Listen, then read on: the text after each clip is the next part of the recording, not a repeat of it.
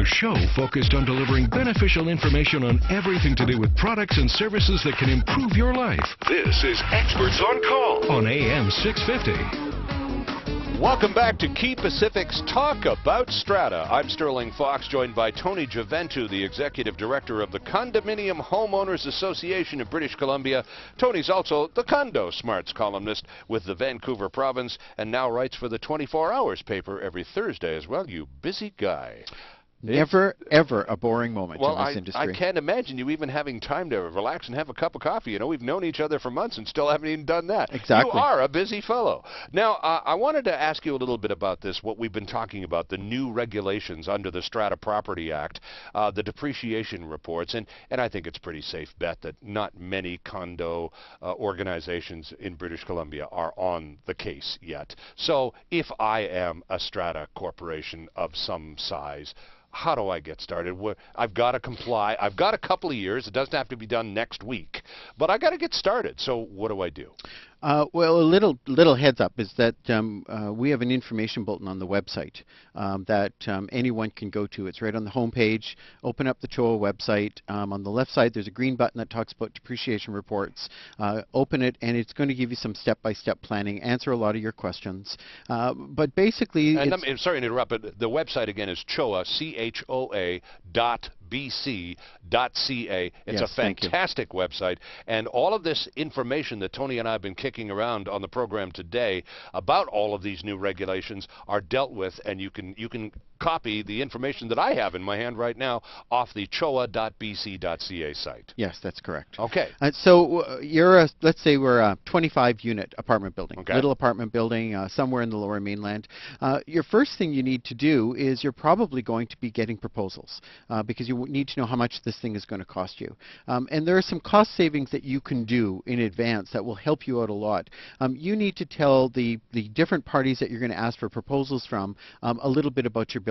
So, do a basic request for proposal, the age of your building, the basic information about your building, but more importantly, the more records and documents that you have about your building, the better it is. Sure. So as volunteers in your strata, you can actually save some money by looking at the list of all of the documents that you need. And there's some things that are pretty obvious. You need a copy of the strata plan, you need a copy of your annual budget, copy of your bylaws, copy of your rules, copy of your contingency plan, and if you have a history of all the repairs and maintenance you've done to your building over time, that'll be able to give this person who's coming along to do the depreciation plan a lot of information that's very helpful. Now, these consultants who do these reports in compliance with the law, are there plenty of them, or are there such a small number that there's going to be a lineup in front of every one of those doors? Well, we'll wait to see what that lineup looks like. But we went through a list earlier. Engineers, architects, people who within the Real Estate Institute who are certified reserve planners.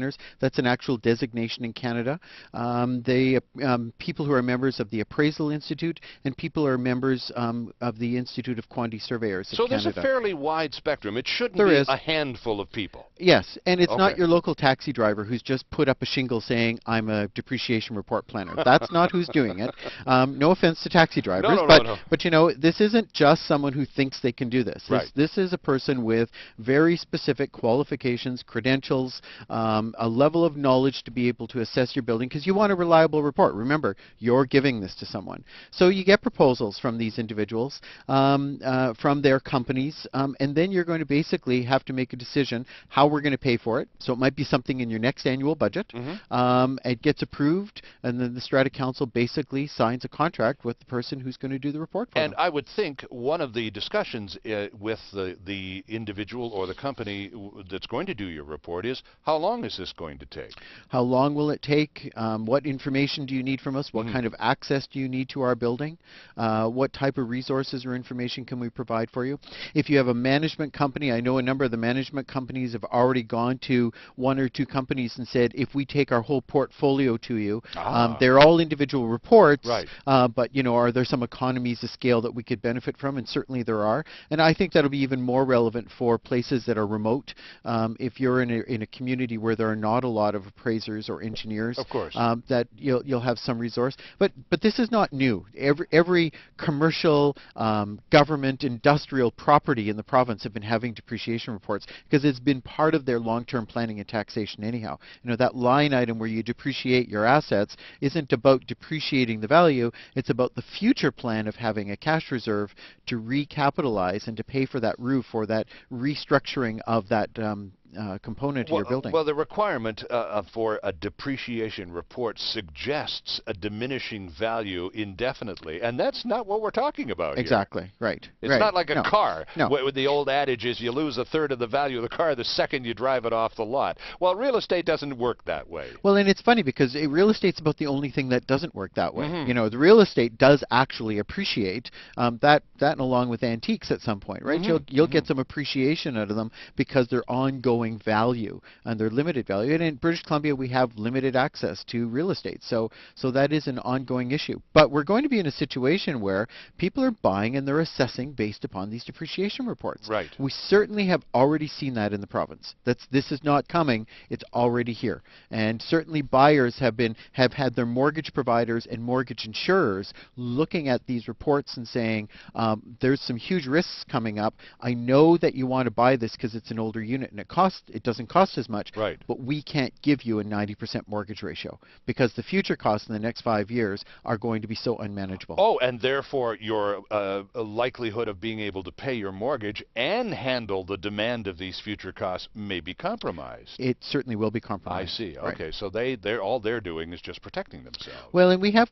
buyers now that call us, say, we can't pay our special levies. We bought into an older strata thinking we could afford it. Well, the reason they bought into an older strata was they bought into a strata that hadn't had much maintenance and renewal. Right. The prices were a little bit lower. They could get maybe a bit more square footage for it, not thinking that they were going to be faced with some of these very large expenses. Well, one of the things, and we mention it numerous times every show, that I'm always aware of is that group in our midst who not only live in stratas and condos right now, but who are contemplating making the big move. And I would think as the legislation requires more and more information to be provided by strata councils, this can only help prospective buyers, provided they know what to ask for.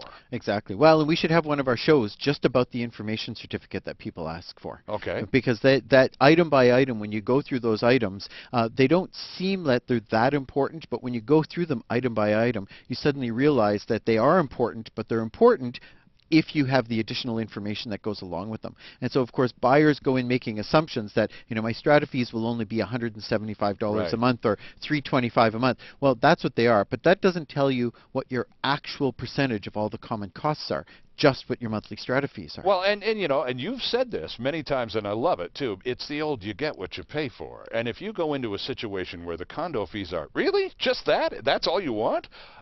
Then chances are you're not going to get much for that small amount of money they're asking for. Well, and in many stratas where the condo fees are very low, what's an indication is they're either neglecting their property or they're downloading many things onto the owners that they really can't download.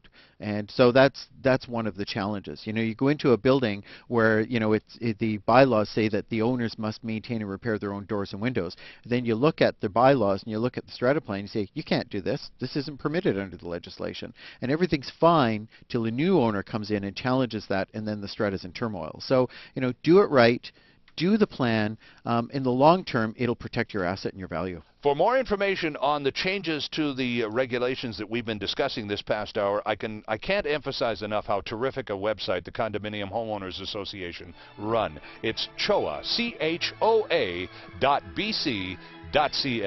For Tony Juventu, I'm Sterling Fox. Talk to you next time on Key Pacific's Talk About Strata.